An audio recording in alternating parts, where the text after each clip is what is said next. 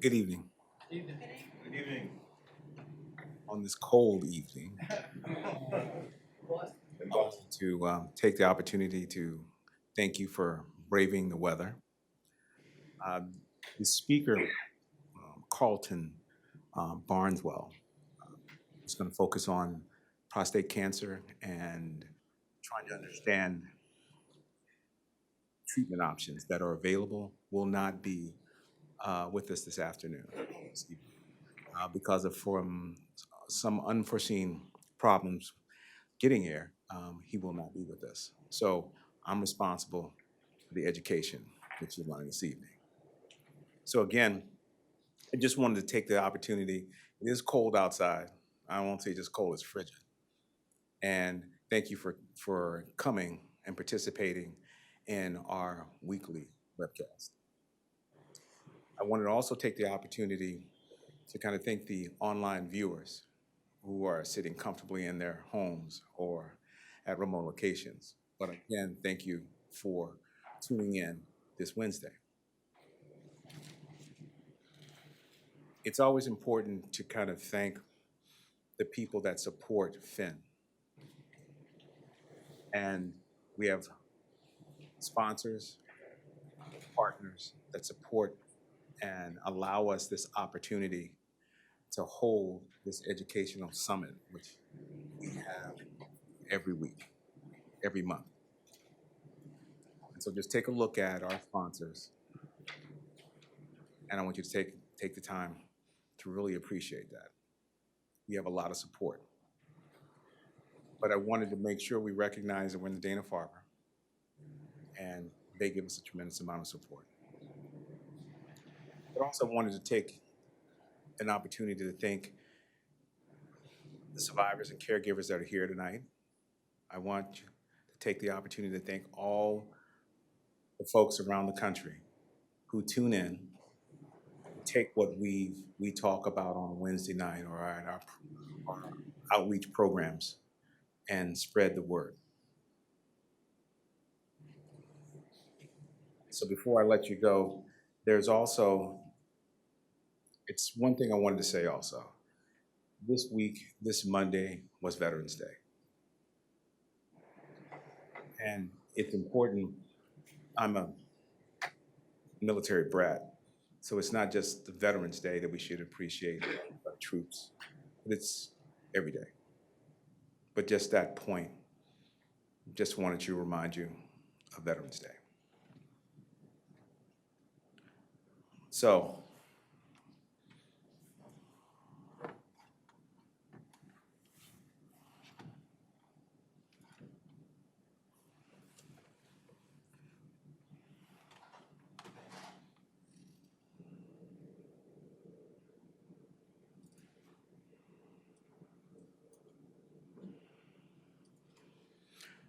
so this afternoon, this evening, I wanted to tell you, well, I've been up here for a while, but again, let me tell you who I am. I'm Keith Crawford. Um, I'm with PHEN, and my responsibility is focusing on clinical trials and education. And so the most important thing that we have is knowledge. And the more we are familiar with, we have a better understanding of prostate cancer, the therapies, the better we can map out how we're going to live for the future. So this evening, I'm going to give you a clinical trial update, and that's what we're going to focus on primarily. But I wanted to first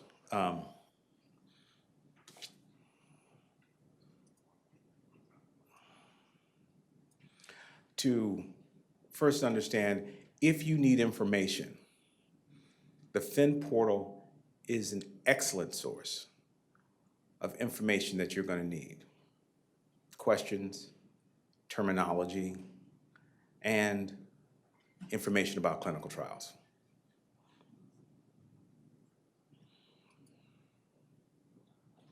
So once you go to our website, I want you to click under treatments and clinical trials.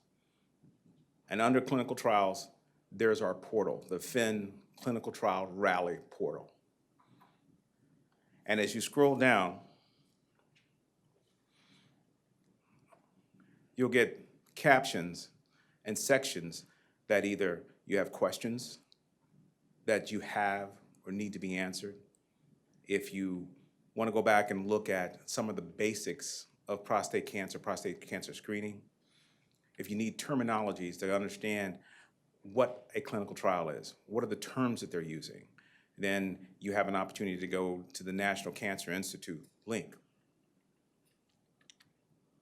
But most importantly, what this site provides is a tool that you can go to and identify cutting-edge, new clinical trials. And why do I say this, and why do we say this? First thing, African-American men and other underrepresented groups, there's a lack of involvement. There's not enough participation in clinical trials. So the more we understand clinical trials, the better we understand clinical trials, the more we can participate. Because what we are aware of, if you participate in a clinical trial, you will get excellent care. And I don't want you to be afraid of clinical trials and Tuskegee experiment. That's not what we're talking about here. That was in the past. Now we're talking about the future. There are cutting-edge technologies, and these cutting-edge technologies can extend your life, improve your quality of care, quality of your life. So if you scroll down,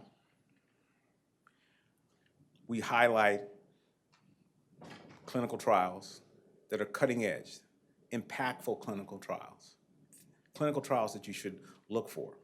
And if you even go further, our FIGHT tool. So this is that simple tool. If you were to go to clinicaltrials.gov, it's a very complicated site. It has a lot of information.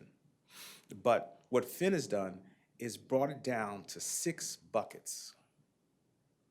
And in each one of these buckets, whether or not it's low and intermediate risk for prostate cancer or high risk, whether or not you're potentially undergoing treatment for using radiation for treatment or surgical treatment, or even some of the more advanced types of prostate cancer, and even castration resistant. We've organized it and curated it. We went through individually each one of the trials so one can better understand what the trial is about. That's this important tool.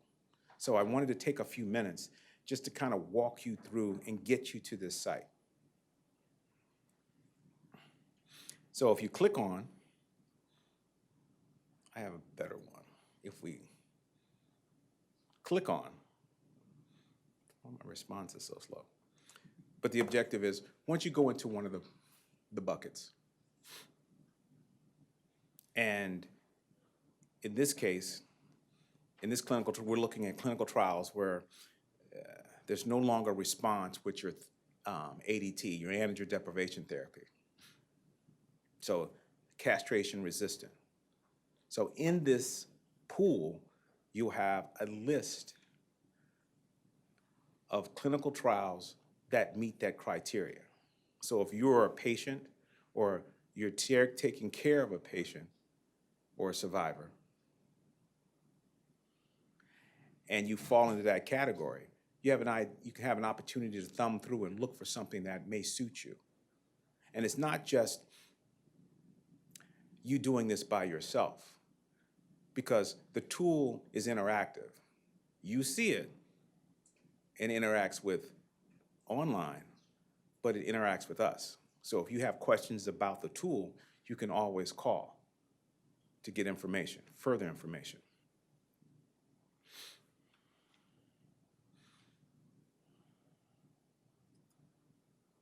So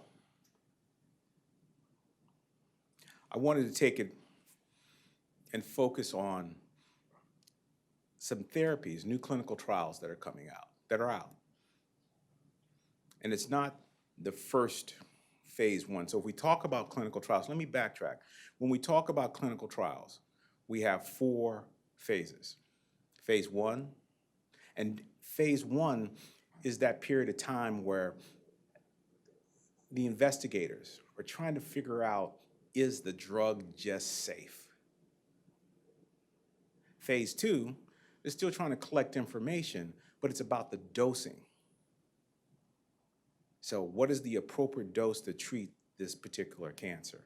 Phase 3, now it's a much larger study, because now they've identified, yes, we know it's safe, and yes, we know it works effectively.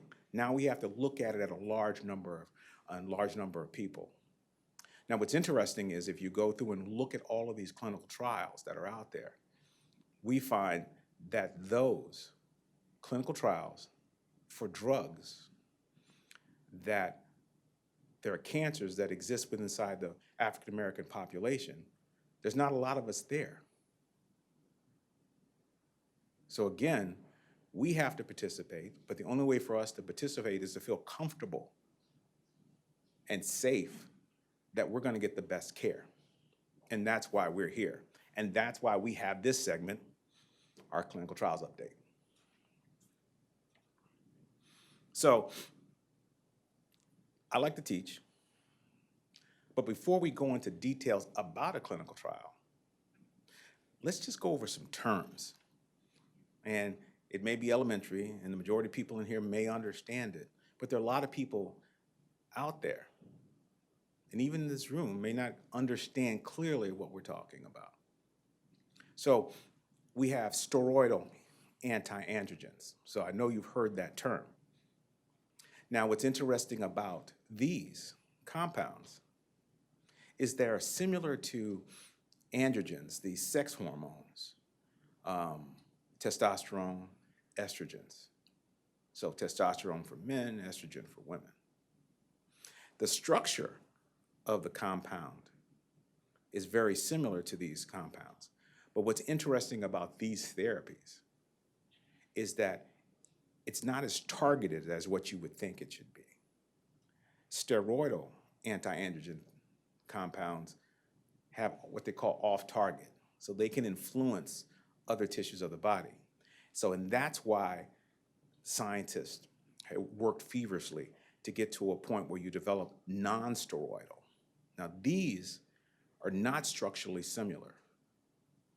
And because they're not structurally similar to steroids, then you don't have the same level of side effects. And what's important, it's more targeted, because you'll hear this concept of targeted therapy over and over again from PHEN. And that's the direction, more precise, more precision. And now we're targeting these second generations, these non-steroidal anti-androgen therapies are targeting the receptors. So these receptors are important because they transfer the information from the surface of the cell into the inside of the cell to the DNA. And those instructions at the DNA level cause the cancer to grow, to produce compounds that cause growth, that block growth.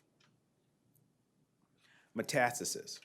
Simply, the cancer has moved away from its origin, its beginning. So in this case, prostate, if it's moved to other tissues, bone, or soft tissues like kidney and liver, brain, it has moved away, it has metastasized. Non-metastasis is what it is. It hasn't really left the prostate cancer itself. So it's there. And so when you hear those terms, and you'll understand how the disease has progressed. Now, castration, yes, with castration, you can have a surgical castration, where you just remove the testicles altogether. Or you have a chemical castration, where this chemical castration interferes with testosterone its effect. And that's the primary target, is to interfere with testosterone's effect. And then castration resistant, meaning that, yes, you were on a therapy, it was working, it was suppressing testosterone's effect, but now it's resistant. So now the cancer starts to spread, starts to grow, starts to develop. And then what I want you to recognize is this. The last one is very important. Last one is important because it's a placebo. And if you were going into the clinical trial, the first thing in your mind is, I do not want a placebo, I want the drug, right? So it's important for you to recognize that no matter what, going into a clinical trial, you will get standard of care. And standard of care is still excellent care. The only thing different is you may have something like a sugar pill, or you may have the drug itself. Now, some people say, well, how do you know who selects that? I said, well, that's an important question, because the way they design the studies, it's almost as if Thursday night or Wednesday night lottery. But you're blindfold, somebody has to reach in and pull out your name in relationship to that study. So again, you don't be afraid that somebody's going to be biased. When they design these clinical trials now, they remove the biasness. But again, we have to participate. So now, again, yes, I threw up some science for you. So this is important because we're talking about anti-androgen drug targeting. And so now you think about it, try to keep it as simple as possible. Testosterone, the steroid hormone, has to move, in this orange line is just the inside of the cell called the cytoplasm, and the purple thing there is called the nucleus. The nucleus is where everything, the genetic information, is housed. So this testosterone has to get a signal to the DNA to say, divide, release compounds, grow. So what would you do? Well, we know that the testosterone has to bind something like a receptor. Think of it like you dock. You're docking a boat, or you're another way to look at it is some people may use a docking station for their cell phone. So it has to pop and fit in there. And once it fits in there, that receptor then brings that signal, that testosterone, that steroid, into the cytoplasm. That complex interacts with the instructional information, the DNA, and now it turns it on. Now it says, cancer grow more, grow faster, release these compounds to stop other cells from attacking us. So what would you do? Now, there's two ways. This is a 1-2 punch. You can either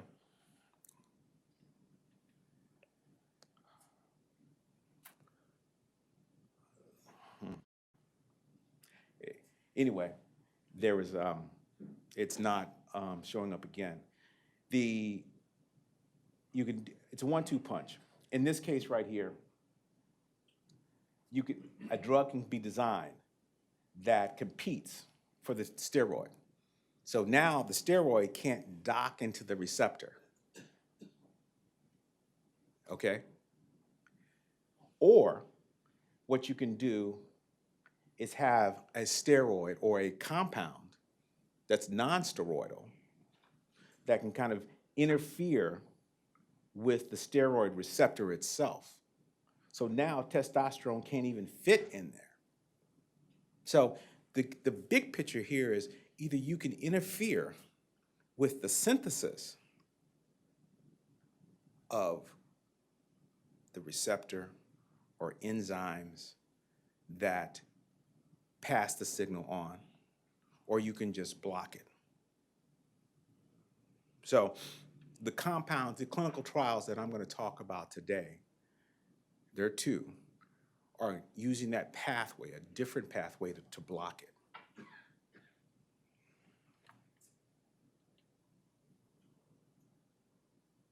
So, apalutamide, or Lita, it's its marketed name. What did we say earlier? This is a non-steroidal anti-androgen. We talked about it earlier. Non-steroidal, so the structure is not going to be similar to a steroid. The organization that manufactures this compound is Janssen, and it is approved by the FDA to treat prostate cancer that has not spread to other parts of the body, so non-metastatic, and no longer responds to a medical or surgical treatment that lowers testosterone, so castration resistant. Non-metastatic, castration resistant, non-steroidal. So I'm always going to try to push our tool because we want to keep it simple. And I said earlier, our fight tool, we break it up into these buckets. Now, whether or not you're high-risk prostate cancer, low to intermediate risk prostate cancer that's recurrent, or people that have already been treated by prostatectomy, surgery, or by radiation, then you have castration-resistant prostate cancer or metastatic castration-resistant. So on these 6 buckets, I think that everyone here is comfortable with the terminology. And so now, this next clinical trial will focus on patients that have high-risk prostate cancer. And that's how easy it is. The flow of information. I have a diagnosis. My diagnosis is high-risk prostate cancer. I move to the fight tool, and I look inside our buckets to keep it as simple as possible. The buckets of clinical trials. Then, this one is a very interesting clinical trial called Proteus, and it's new, just recently. You remember what I said before? Folks that may be fearful that they'll be biased in the selection process, the way they avoid biasness in the selection process is a randomized, so it's random, double blind, so no one knows, there's no relationship between the person, but religion, ethnicity, height, hair, whether or not you're bald or long hair, it doesn't matter, because they're not going to know. And placebo-controlled. So don't be afraid when you see that word placebo, because what you need to recognize, you will get the best standard of care. So now, it's an investigational drug we talked about, and we're looking for, it's a high risk, it's localized or locally advanced prostate cancer. Now, this clinical trial focuses on those who are candidates for radical prostatectomy. Now, if you want to learn about this investigational drug and you want it's safe, why? You're asking why? Why do they want it? Why do they want to learn? It's because what we're doing is we're moving from one drug to combinations of drugs, looking at mixtures, looking at different pathways to control and shut down the spread or slow up the progression of disease. So in this case, they with this particular drug, they want to learn about this investigational drug that is taken with hormonal therapy and given before prostatectomy. They want to see if it's safe, and they want to see if it helps stop the spread of the cancer in high-risk patients. Now, eligibility, above 18. Now, in prostate cancer, the earliest that I've heard was in the 30s, but again, you never know.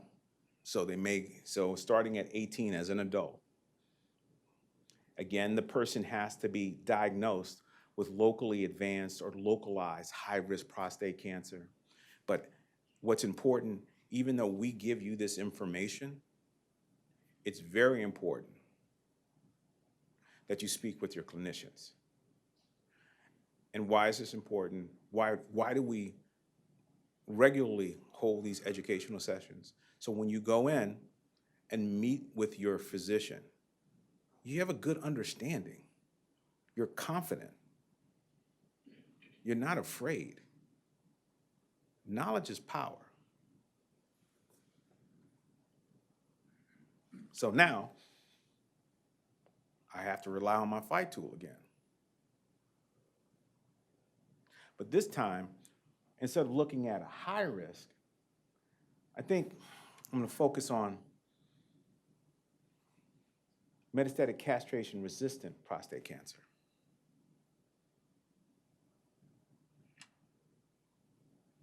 And so what you'll find is, in a lot of the clinical trials, we have 6 different buckets, but a large percentage of the clinical trials that are coming out are going to be in this bucket here, above 100. So there is a trial out there for those who have reached a point where the disease has come back. It's moved outside the prostate. It's resistant to earlier treatments. So this clinical trial, magnitude. And right off the bat, I said earlier, this is a phase 3. So when we're talking about phase 3, this is the clinical trial where you want larger numbers of people in there. That's a point where African Americans and other underrepresented groups need to really participate, because they have to get enough numbers so it becomes statistically relevant. We don't want to be in a position where a drug was approved and then we have to wait 7 to 8 years before we recognize it has a significant beneficial effect on African American men, increasing their survival for almost 2 years. All those lives that missed out on this therapy. So in this one, phase 3, randomized, placebo-controlled, double-blind, right? And again, when you hear me say, it's right up there, this drug, you're using the drug, the investigational drug, plus standard of care, or a placebo, sugar pill-like compound, with standard of care. But the most important thing up there is this: standard of care. No obsolescence, nothing that's not going to work. It's standard of care. And so the purpose of this study is to compare a combination of the investigational drug, which we spoke about earlier, to standard treatment versus a combination of the placebo and standard treatment. So what are we looking at? I have the investigational drug, and in this case, standard treatment versus no investigational drug, a placebo and standard treatment. And what the overall objective is, we have metastatic castration-resistant disease. Will it slow up the progression of the disease, or will it stop the disease in its tracks? That's what the objective is. And we talked about eligibility, very similar, age, male, above 18. In this case, instead of high risk, you need to be diagnosed with metastatic prostate cancer. And we know from the earlier slide, we talked about migration to other parts of the body, defining metastasis. And this provides a little additional information. They want blood samples and tumor tissue samples to accompany it. So that's why it's very important to have a good relationship with your clinicians. And then even when you go in and you're just recently diagnosed, you haven't even undergone any therapy, letting your clinician know, we're thinking about clinical trials. So you're giving them a heads up that you're one of those folks who want to participate early on. So this is our segment. And it's important every time, every month that we provide this information to us. You know where to reach us. If you have friends, families, somebody in another part of the country, we will pick up the phone. So it's not just this website you thumb through, put in your zip code. Oh, here's a clinical trial over on this side. That's not what we do. So we're in this together. There's something my grandfather used to say, tide raises all boats. If we're in it together, we rise together. So now I'm ready to take some questions if you have any questions.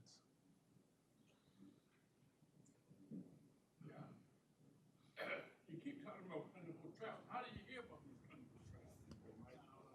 The person that goes to the doctor, Right. and he tells you you got prostate cancer. Turn the mic on. But It's on because people don't know. they don't tell you. Okay. But they don't tell you that there's a clinical trial out there. So how do you find out about these? He just told you, man. So I want to give you, just to answer your question. Clinicians out there, their primary focus is to provide care for you. If the educated person doesn't acknowledge to the fact that, wait a second, I'm interested in clinical trials. Now you force the doctor, your clinician, to say, oh, well, maybe I need to start looking for that. Or maybe I have some information about clinical trials. And sometimes they're just focusing on making sure you get good care. But that's why we're here.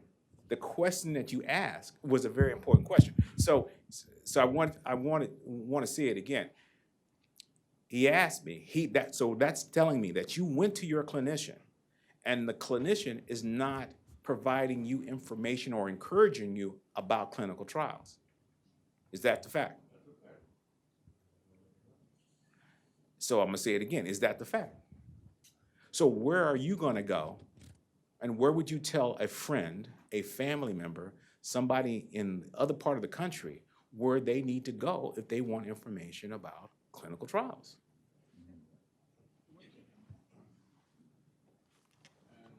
No, I'm asking the question. Well, to the website, right? But suppose you don't know if it is. Well, You know about it now. Yes. but you know about it now. But you didn't know about it before. Well, but that was then. This is now. And that means that if you know somebody, then you need to tell somebody. Because you're educated, you're knowledgeable. You have a front responsibility now to spread that knowledge to people out there. See, now, I feel very insulted because I talk to a lot of my friends. Right? And I tell them I got prostate cancer. Oh, that ain't nothing. We had it. They hadn't told me, you know. And I have a brother. Here we go again. And I have a brother that he had prostate cancer. He ain't never told me what, and I tell him to come to these meetings. Oh, I know, you know what? Why don't you come to these meetings? But I know he had treatment, but he never told me what. Well, And he won't talk about it. well, what you're saying is absolutely correct. Men do not talk about it. And so the point is, PHEN bridges that gap. Because now, because PHEN exists, there are a group of men, a group of survivors and caregivers who understand or are comfortable talking about prostate cancer. Now, those people out there, they didn't know about it. They didn't participate in PHEN. But that was them. You're just one of those men who was lucky enough to stumble into PHEN. And now you have that responsibility to pass the word on. You can't worry about what they didn't do, because every day there's a life. Every day a black man gets diagnosed with prostate cancer. And if you look at the population, we're talking about over 18 million African-American men in the United States.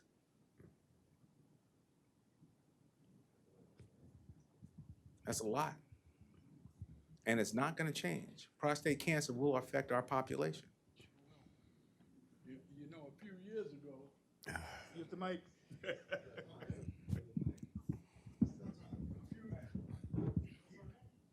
a few years ago, I had a friend of mine, a woman, come up from Virginia, and she was talking about her son having all kind of problems.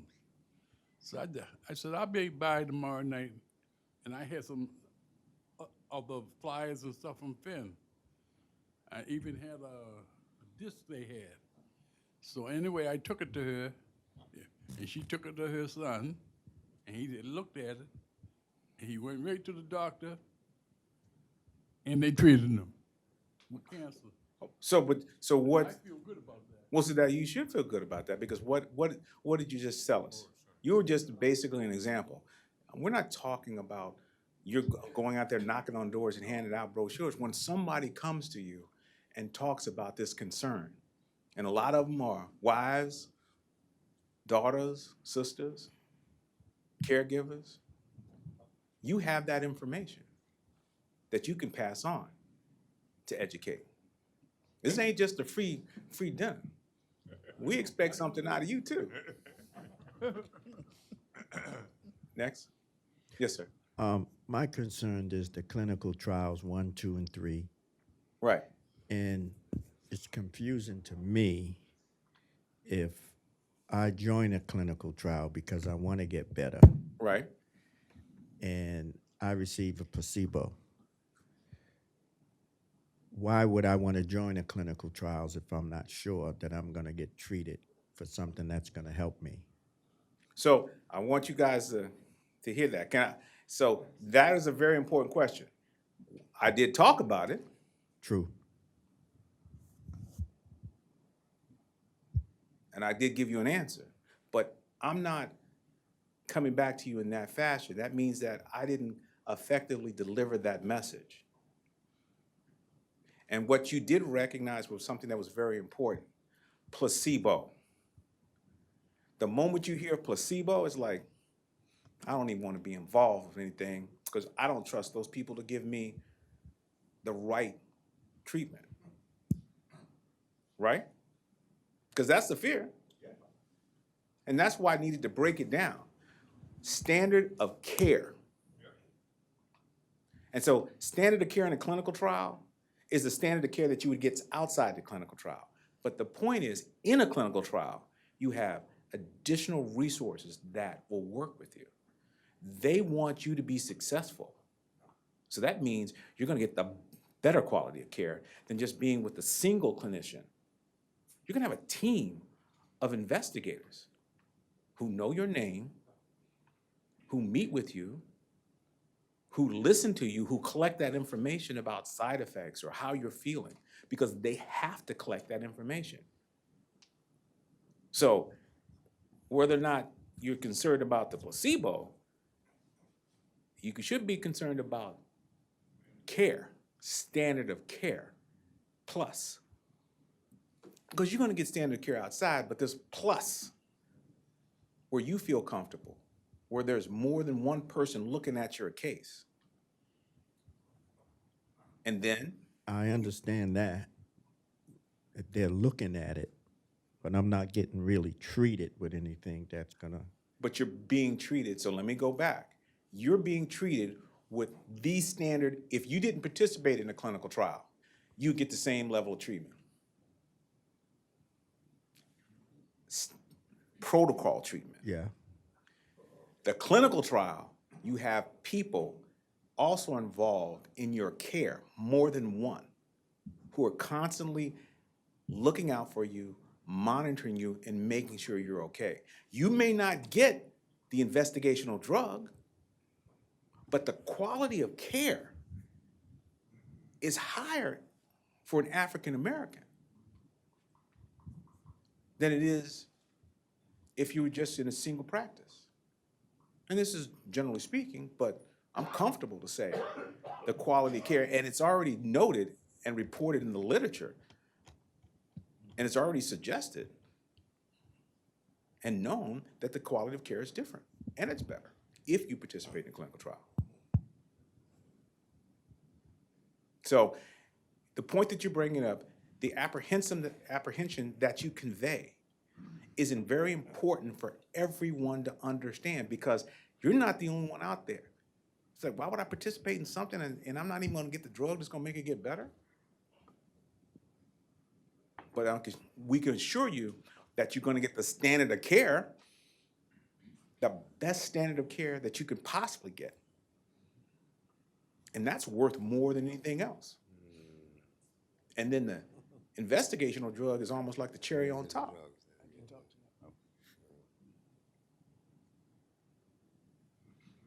Question?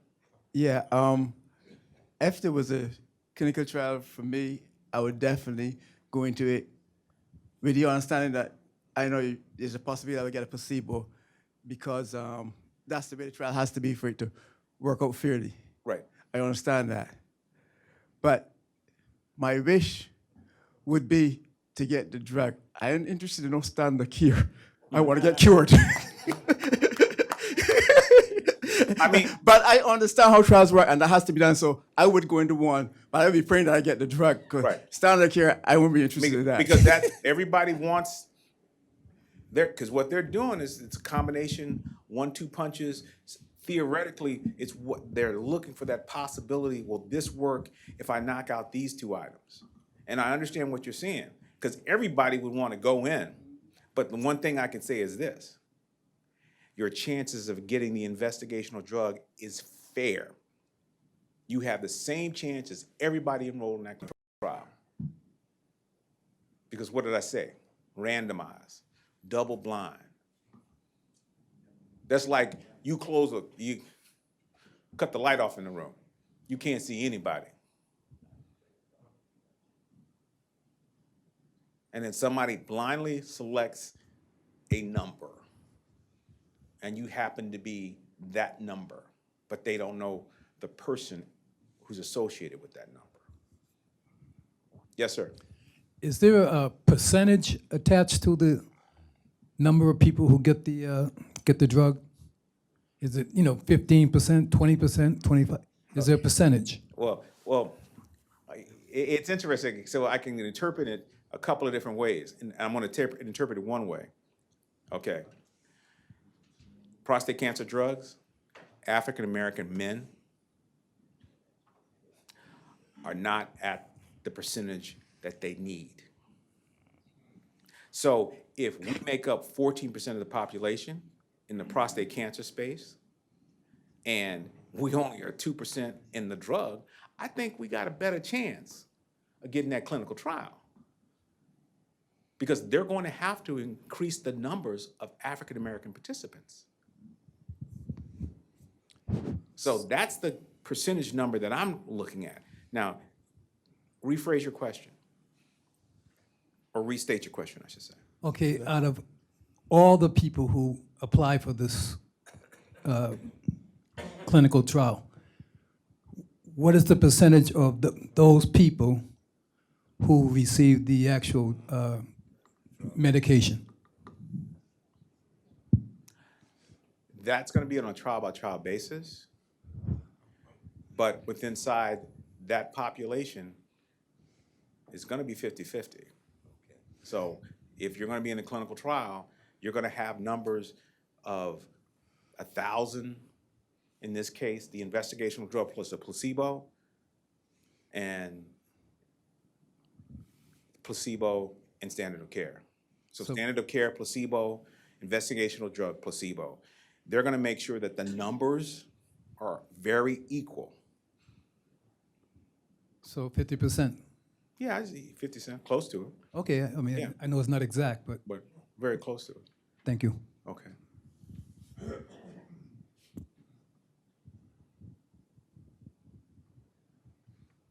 I was offered clinical trial, and they told me what medicine I was going to take.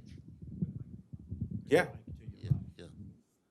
I mean, they're, in this case, they're gonna tell you the medicines that you're gonna take. Yeah. They will tell you that. So you have a lot more information than we disclosed here. But what we did with clinicaltrials.gov is basically take all that complicated information and kind of bring it down to something that once you see it, you know, okay, I'm gonna go to the fight tool. I'm gonna, prostate metastatic castration resistant, they have a bucket for that. Then I can go into that tool and look for what I want to. Then, which we didn't, was our link before, is where you go to another site. And so that's what's important. What we weren't able to do here is to show you, here's your bucket. You selected a clinical trial. So you selected magnitude. Then when you click on magnitude, it gives you more details. That's the patient summary that we use. Now you get this patient summary that's written in a language that the average person understands. Then, even inside the patient summary, we have links specifically to the company, to their website, to contact people at the clinical trial. So if you wanted to call and ask additional questions, that's in our patient summary. So you're not gonna go in randomized blind. When you go into a clinical trial, you're gonna get as much information as you possibly can. They're gonna tell you either it's randomized, we can't guarantee that you're gonna get the investigational drug, but we will guarantee one thing, you're gonna get the standard of care. And these are the drugs that these are the drugs that you're potentially taking. They guarantee what drug I would be taking. No. They guaranteed it? Yeah, they guaranteed it. So were you taking the investigational drug? I didn't take the. I took the drug, but I didn't go for the whole thing. So you took the drug, so now that's an interesting point that you bring up. You remember what I said before? In certain clinical trials, under normal conditions, and plus I don't know the clinical trial you're in, but I can look at it. We can go over that. But in normal conditions, it's randomized, just to be fair. But if you need 14% African American men, and you have 2% African American men, and you need that to participate in your trial, they may show a little bit of leniency on the selection process. I don't know, I'd have to take a look at it, and I don't know what drug that you were given. Because I don't know if it's an investigational drug, I don't know if it's part of the standard of care, I don't know how I look at it, but we can always look at it. But the take-home message here is this: you're gonna get standard of care. Do you doubt you got standard of care? They told me I would have good standing of care. Okay, so what did he say? You can say it again, because I didn't hear you. They told me I was going to have good standing of care Okay, for everything. Yeah. for everything. Yes. Yes, sir. Yes, good evening. My confusion is, I just had a person call me from Florida. She knows someone in Boston who was just diagnosed with prostate cancer, and she wanted information. So I gave her to www.rapcancer.org. Can I also give her the K. Crawford at prostatehealthcancer.org? You can give her Kay Crawford, you can give her a telephone number. Okay, So whatever you need to get her in contact with us, give it to her. right. And once they go to this site here, because in my case, I don't even know if I qualify for a clinical trial. So I would go on this site and look at one of the balloons and see where I Or fit. yes, Right. to the site, and we can walk her through it Okay, to the clinical trials. okay, Clinical trial site, and then at the bottom, you'll see our 6 buckets. right. We'll talk about, there are clinical trials that we highlight, and then there's all the clinical trials that we've basically this month gone through, and clinical trials, look at all the new clinical trials that are out there that fit within inside our bucket. So whomever calls, you'll walk them right through it and I don't see have a if they problem about walking qualify. them through it. Yeah, okay, thank you. You talk about plebo, I may not say the word, plebo, Placebo? SIBO, okay. So when you go up for a clinical trial, that SIBO was always going to be a possibility that Yeah. you may get. Yes. Well, this don't sound too good. See, but again, I like what you just said, because my message again wasn't clear. So my question is this, give you another scenario. You just came down with prostate cancer. Okay? You go and see one doctor. And that one doctor, clinician, is responsible for your care. Do you want one doctor, or do you want a team of people supporting you? Let me just answer that question. One doctor or a team? Naturally, you want two. 2? We ain't talking about 2, we talking about more than 2. A team. Well, I mean, if the doctor's going to do right, I mean, you're going in there because you have a problem. So my question is, that's another good point. If the doctor is gonna do right, doctors will do right. But the point is, they still need to have dialogue with multiple people to say, like, am I on the right track? Let me step back and think about it. You have input from multiple people, multiple resources. What about the doctor who is a surgeon? Is he a nutritionist? I have a hearing. Does he have expertise in bone health? You have some pain in your back? All of these people that come into play have area more focused. Your clinician is gonna do the best that he possibly can. One physician. But I'd rather have a team of folks who can have more holistic, somebody I can talk to. I mean, it's a difficult choice. You either want to do it by one, or you want to have all your bases covered. But this is- Psychological, nutritional. But this is a step thing. If I try one drug and there's a chance I may get placebo, Placebo, you getting it. or So I'll you can get just the say sugar pill. So say sugar pill. You got yeah, okay. But now there's a certain period of time. Suppose there's no results. Now I have to turn and find some other exit. I mean, some other way to Well, start all over again on another clinical trial. Is So that let me, right? well, no, so let's take, that's a good, I'm that's a not. good I'm not point. following you too well. My hearing is off too. So No, well, I mean, you're doing a good job. The point that I bring up is this. If that investigational drug is a knockout drug and it's showing significant results, they'll stop the clinical trial and put everybody on it.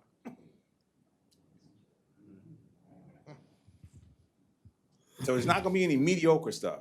If it's a knockout drug, they're not gonna just keep you on a drug that has no effect plus standard of care. They're gonna stop the trial and put everybody on it. And the FDA allows those situations to exist. Sometimes the trials have to be stopped because, wait a second, we got all these people over here, we can't even finish the trial. It was a disservice if we don't put everybody on the same combination of therapy. So the point that you bringing up, keep on shaking your head, because that means I gotta keep on talking. I have a question. Yeah. I've been newly diagnosed, and I know that I'm going to get a nutritionist. I have a nutritionist, and I have bone care and all that stuff like Now, that. what'd you say again? You had a what? I'm getting a nutritionist, And a what? and they giving me information on bone care Okay. and all of that. Same thing a team would do. Okay. My question is, during the clinical trials, I know that's an investigative process where they're trying to see what what drugs may perform with people with prostate cancer. At the end of the trial, do I get to find out if it worked or not, or Well, what? depending on the information, you should be able to find a lot of information about how the drug performed. Okay. It just depends on the clinical trial. But I wanted to bring back something else that's very important. In the United States and in the world, Dana-Farber Institute, Cancer Institute, you're gonna get excellent care. And you're borderlining on almost clinical trial-like care. But the rest of the folks out there, North Carolina, South Carolina, Georgia, suburbs, Metro West, St. Elizabeth, all the smaller hospitals, you brought up a key point. You had a team of people. You talked about nutrition. You talked about bone health. We already know. You start asking people outside our group, outside of PHEN, outside who've been diagnosed with prostate cancer, then nobody's talking about bone health, bone scan.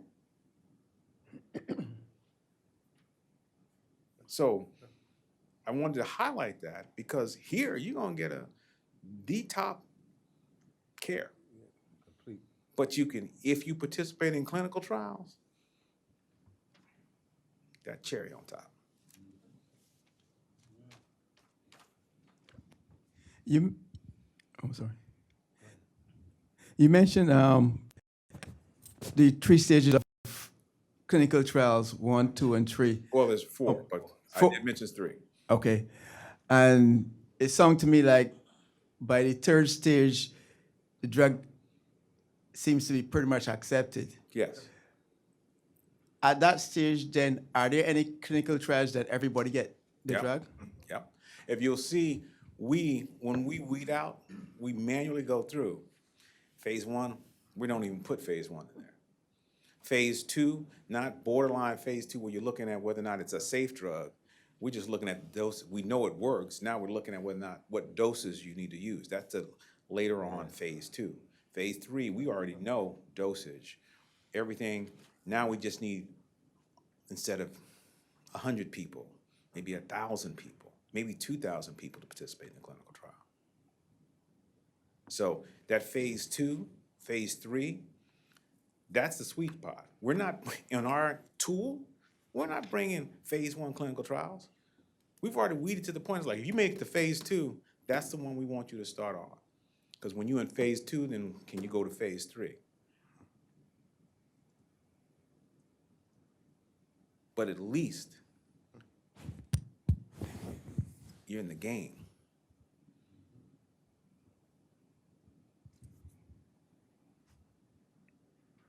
Question? Yeah, I just wanted to mention, because when you first said standard care, no one knew what that was. So to me, when I first heard it, I was like, what is it? What is standard care? But I think it's helpful to us laymen's here that if we knew what standard care was, Okay. like you said, it could be physical, mental, it could be T scans, you know, for bone scans. It could be several other things that you could go through for standard care. Right, So to me, that made more sense. right. But when you just said standard care, I had no idea what Well, that was. So I'm glad you brought that up. Because now that's something that we learned tonight. That means that we have to better effectively communicate not only placebo, sugar pill, and standard of care. Because once you understand that there are specifically accepted guidelines that people have to follow, and if you weren't in a clinical trial, that's what you would get. Plus, more people, more eyeballs, more people talking about your case, working with you, interacting with you. And then the possibility of getting that investigational drug if it was a randomized clinical trials. And then some trials, like you said before, they said, look, I'm gonna let you know what we're gonna take. This is the drug you're gonna take. That's what we're gonna do. So I'm glad you mentioned that, and I'm glad that everybody in the room and our audience out there clearly has a better understanding of standard of care. Placebo, double-blind, randomized, castration-resistant, metastatic, non-metastatic, steroidal, non-steroidal. Okay? So y'all ready to go? Okay, all right. Well, thank you again. Thank you again for just allowing me this opportunity to kind of preach the gospel. Thank you. Thank you. Oh, I just wanted to say one thing. One, happy Thanksgiving. And then December 11th, we'll have another speaker for you. So I want to see you back. I don't care how cold it is. We may have some soup. All right. Now, don't get me in trouble now. I may have to bring some Campbell soup up here. But thank you again. All right? Thank you. Okay. All right.